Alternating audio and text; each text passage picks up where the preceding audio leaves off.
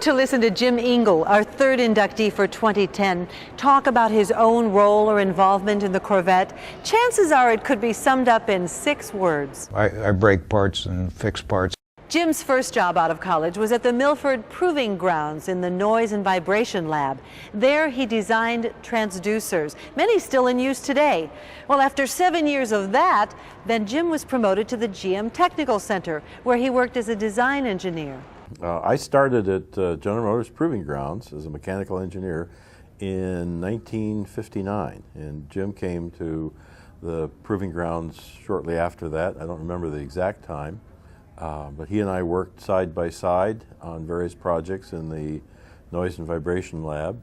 It was 1975 when Jim had a conversation that brought him home to Corvette. When I was ultimately made Corvette Chief Engineer, I brought Jim onto the Corvette as my development manager. We would prepare cars for the press, and we knew that the press was perfectly capable of destroying a car. So before we turned the car over to the press, we would typically give it to Jim and say, "Jim, go thrash it."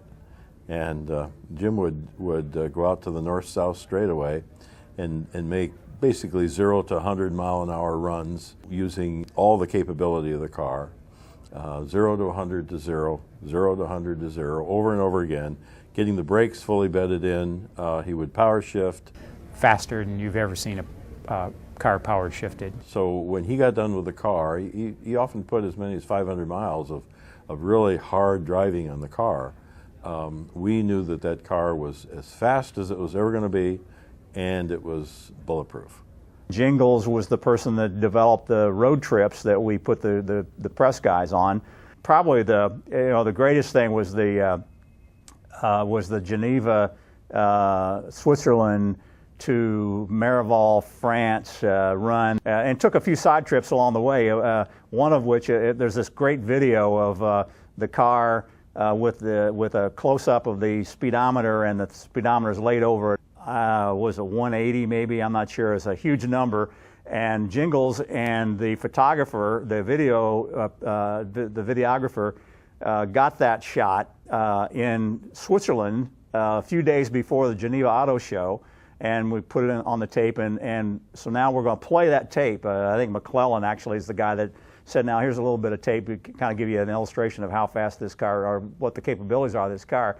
And up pops this close-up of the speedometer at whatever that number was, and it was astounding. There was this gasp, this audible gasp. He did a terrific job. There was probably nobody that I know of in General Motors or Chevrolet that ever put trips together better than that, and making them very efficient, and the opportunity to gain a lot of information and data and expose many engineers to the value of driving the cars and experiencing both problems and the success of the car. Jim always leads these trips very fast, generally fast as they can, because they gain experience with the cars and so forth. And in this case, we were state police was coming the other way and noticed how fast we were going, and I think he turned around eventually way down past our crew and came back, and was able to stop one of the cars. And of course we were all under radio connections, and so Jim pulled over and stopped the whole line, and I think the policeman came up to him and queried him, and he always does a great job of handling contacts with the law enforcement people, and we were able to clear the scene without any major write-ups or tickets and so forth. But we did some extreme testing. We towed a Airstream trailer because we anticipated that Corvette people might be towing heavier trailers, and many of them do, and we probably hold the land speed record for towed Airstream trailers coming south out of Death Valley. It's interesting to talk about this because people generally don't have an appreciation for all the effort that goes in to make any car drivable and altogether like it needs to be to satisfy the customer. Jim Ingles is absolute consummate engineer whose attention to detail is absolutely excellent. Very clever. One of the most clever, dedicated engineers that I've had the good fortune to be involved with.